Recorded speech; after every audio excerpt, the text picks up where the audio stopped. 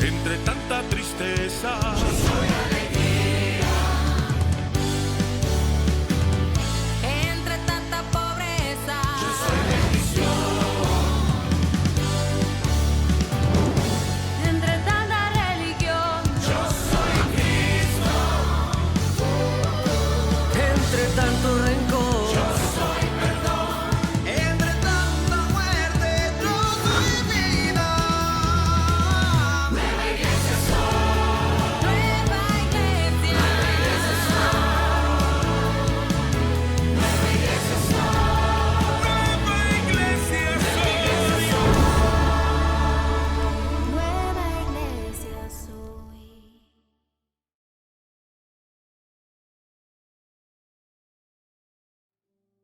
Adicionalmente a las labores que ustedes conocen porque las ven, las presencian o las sufren de lo que es mi trabajo, compartir, enseñar, ministrar, revelar, edificar, consolar, exhortar, animar, vivificar.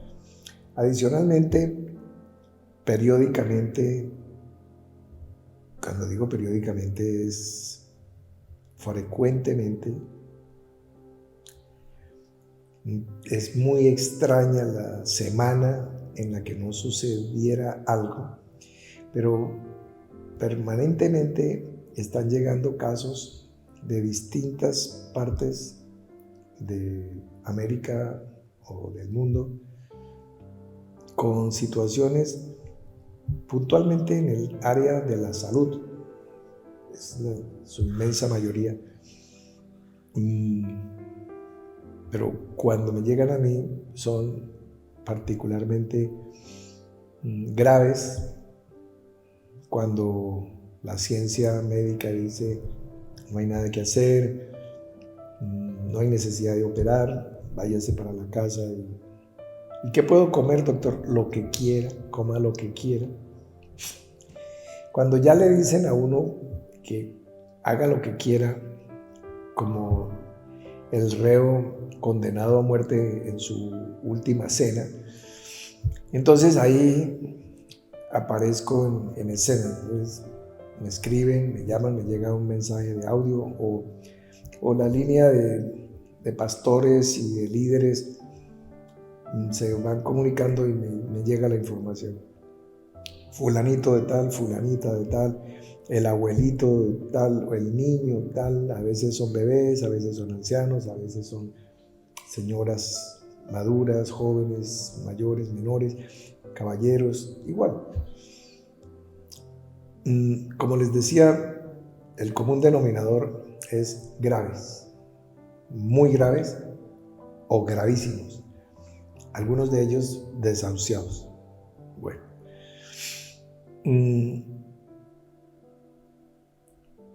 Y bueno, pues ya los testimonios, algunos se conocen en sus localidades, en sus zonas, de donde me enviaron la petición, y no más, no se conoce más porque normalmente no trasciende, no hay más testimonios, como no en Domingos de Milagros las respuestas a las oraciones de la hermana Paloma yo las leía semanalmente, bueno, no las respuestas, pero leía 20, 25 todas las semanas, por lo menos 100 mensuales. Entonces 1200, 1500 en un año, y fueron, no sé, como 2 años, o sea, como 3000 que llegaron los testimonios, los agradecimientos, etc. Pero la gran mayoría, pues no llega. Y entre más graves los casos, pues yo no sé, las personas quedan como tan agradecidas que quedan como en shock, pienso yo, que pues la Biblia me dice que piense lo bueno, lo digno de buen nombre. Entonces pues quedan tan impresionados que se les olvida dar testimonio, agradecer, no sé. Pero, ¿a dónde va todo esto? En días pasados, una persona muy querida de la casa, de los afectos de todos nosotros, me llamó a contarme de una situación con una persona pequeña de su familia. No voy a dar muchos datos. El caso es que esta criatura tenía, tuvieron que hospitalizarla y la criatura internada en un hospital de especialidad infantil en la capital de la República, con los mejores médicos pediatras, diagnosticaron apendicitis en una criaturita muy pequeña. Eso es bastante delicado, bastante grave. Me informaron y pude decir a tiempo que no era apendicitis, que era pues una bacteria intestinal, en fin. La niña se salvó del diagnóstico médico porque pues como todos sabemos, y mis amigos médicos también lo saben, pues esos pequeños desaciertos han dejado tantos y tantos y tantos muertos en los quirófanos.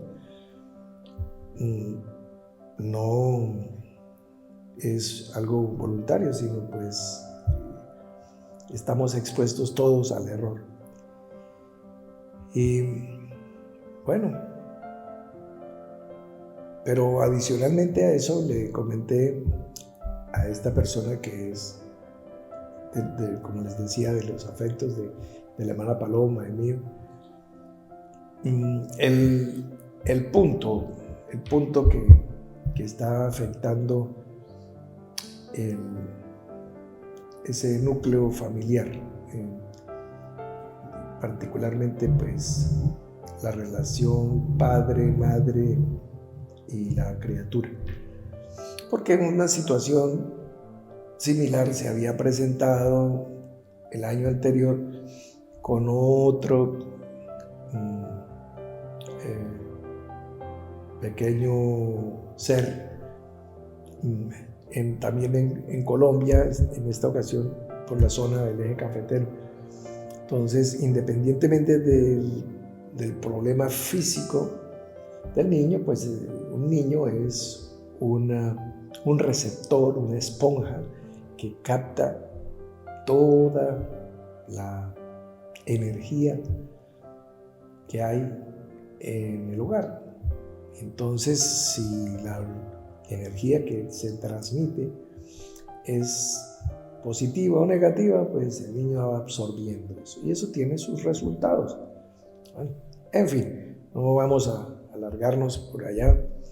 El punto en cuestión fue que, la criaturita del caso de Bogotá salió adelante, pero también sale adelante el problema de fondo o de trasfondo, porque las cosas se expresan en un momento dado a través de una enfermedad o de una quiebra económica o de un problema familiar, laboral, de cualquier índole.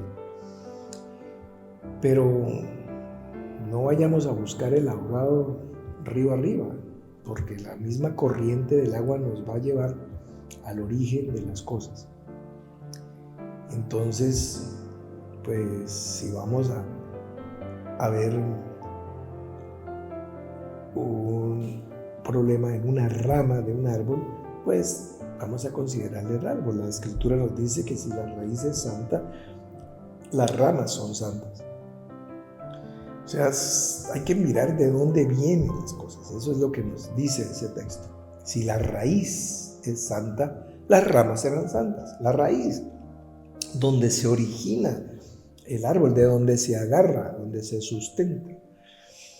Entonces, para ver el caso de un niño, pues los médicos pediatras dicen: acuésteme el niño aquí, vamos a auscultarlo, vamos a mirarlo. Y pues bueno, yo hago también lo mismo espiritualmente, pero digo: déjame ver la raíz del árbol. Y quiero ver a corto plazo sus padres. Y ahí vamos a poder percibir, porque el niño es una antena, es un receptor. Se está absorbiendo, es una esponja. Aquí tengo un ejemplar de la Biblia de Jerusalén, una Biblia que siempre recomiendo leer, la Biblia cualquiera, pero pues esta es muy erudita en su traducción. Voy a molestarles un poco con la lectura de un pasaje que nos va a ilustrar sobre el caso de un niño enfermo, una niña enferma, o cualquiera de nosotros enfermo, en medio de un contexto pues de por sí interesante. Esto nos va a alumbrar, a ilustrar los casos que les he mencionado y cualquier caso. Esto es uno de los libros deuterocanónicos, o sea, no está en la Biblia que normalmente tú usas, no sé, Reina Valera, en fin. Está aquí, segundo libro de los Macabeos. Voy a leer una pequeña parte que dice así. Bueno, los Macabeos son unos hermanos que están luchando por la liberación de Israel a pata y puño, a mordisco y espada y lanza. Es un grupo, un comando de guerreros, y están en el periodo entre los dos testamentos, entre el Antiguo Testamento y el Nuevo Testamento. Se llama periodo intertestamentario. Están ahí insertados. Entonces voy a leerles algo que sucede exactamente en el año 167 antes de Cristo. Ok. Judas, pero no estamos hablando de Judas Iscariote, no, sino Judas Macabeo. Judas es un nombre muy común, es como llamarse Juan o Pedro en América Latina. Judas es Judá, o Judá es de la tribu de Judá, eso es lo que quiere decir, alabanza. Judas, después de reorganizar el ejército, se dirigió hacia la ciudad de Odolam, y al llegar el día de reposo, se purificaron según la costumbre y celebraron allí el sábado. Judíos tradicionales.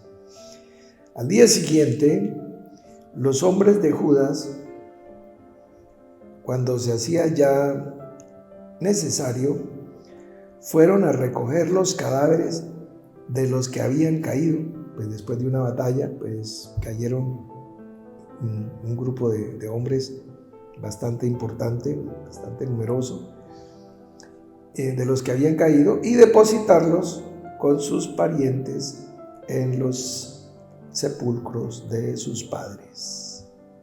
Claro, como debe ser.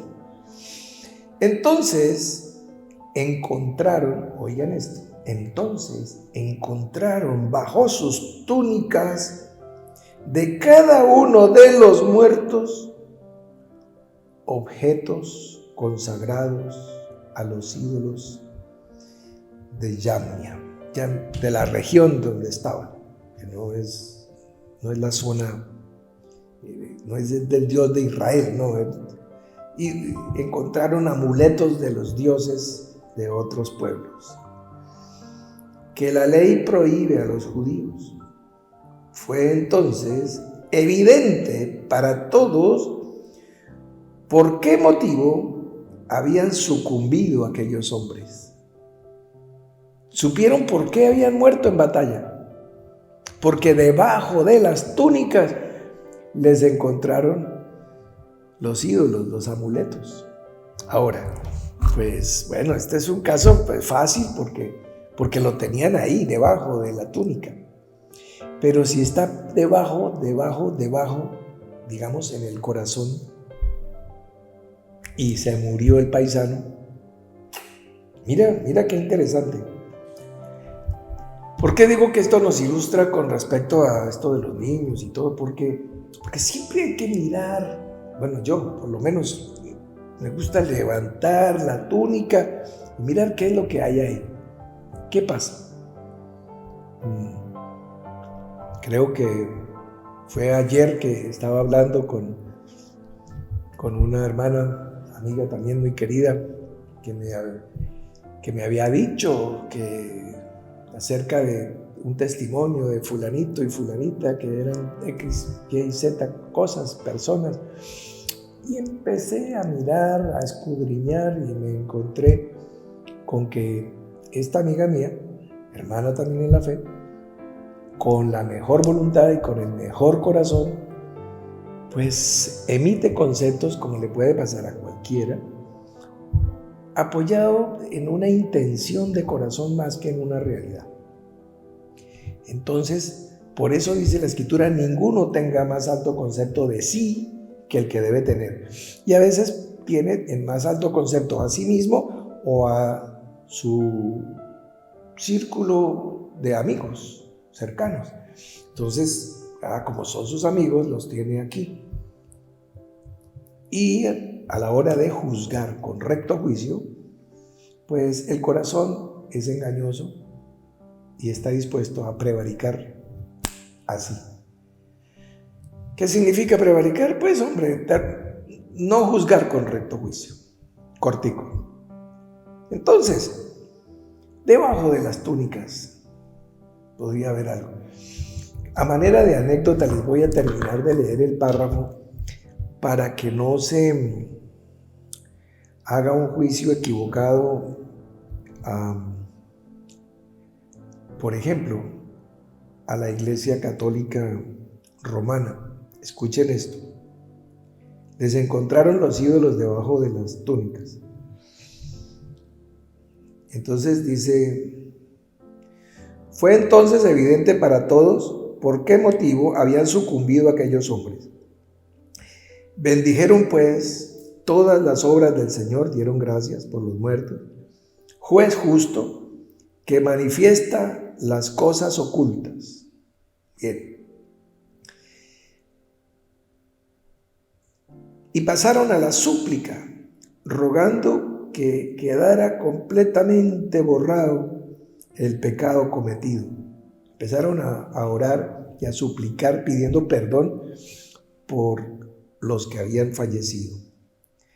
El valeroso Judas recomendó a la multitud que se mantuvieran limpios de pecado a la vista de lo sucedido por el pecado de los que habían sucumbido. Después de haber reunido entre los hombres desde el ejército cerca de 2,000 dracmas, un tesoro, les mandó a Jerusalén para ofrecer un sacrificio por el pecado, obrando muy hermosa y noblemente con el pensamiento puesto en la resurrección. Mandó esa ofrenda de 2,000 dracmas por los muertos que murieron por tener ídolos escondidos debajo de las túnicas. Pues, de no esperar que los soldados caídos resucitaran, habría sido superfluo y necio rogar por los muertos. Mas si consideraba que una magnífica recompensa está reservada a los que se duermen piadosamente, es un pensamiento santo y piadoso. Por esto mandó hacer este sacrificio expiatorio en favor de los muertos para que quedaran liberados del pecado. Entonces, pues, se acusa a la Iglesia Católica, Apostólica Romana, que no existió en el siglo I, ni en el siglo II, ni en el siglo III. Y esto está sucediendo en el siglo II antes de Cristo. O sea, casi 500 años antes del Concilio de Nicea. ¿Sí? Entonces vamos a tomarnos un minutico. Mira, cuando Jesús nace, esto sucedió hace tanto tiempo como esto, mira. Cuando Donald Trump perdió las elecciones y ganó Joe Biden, es como cuando Jesús nació. ¿Qué estaba pasando en el año 167 antes de que Donald Trump perdiera las elecciones? Estaban los pistoleros que tú has visto en las películas de Wild West, del lejano oeste, los vaqueros que se llaman los cowboys. En esa época, pistolas y enfrentándose con los nativos llamados pieles rojas, etc. O sea, y ya en Israel estaban haciendo este tipo de acciones, orando, recogiendo una ofrenda por los muertos en Israel. Esto es una tradición judía, yo no me estoy inventando este libro. Por eso les digo, en el año 167 lo escribe, el segundo de Macabeos lo escribe Jasón de Cirene. Esto es una antigüedad. Bueno, entonces, está la anécdota y está la enseñanza. Siempre hay algo detrás y hay algo debajo. Y vamos a mirar, siempre. Miren, no te hagas el de la vista gorda y no cierres los ojos. Siempre hay algo. Sí, murieron los soldados en un combate, pues lógico, porque es una guerra. ¿Y por qué otros quedan vivos? ¿De buenas? No, esto no es de buenas y de malas. A unos están de buenas, unos nacen con estrella y otros nacen estrellados.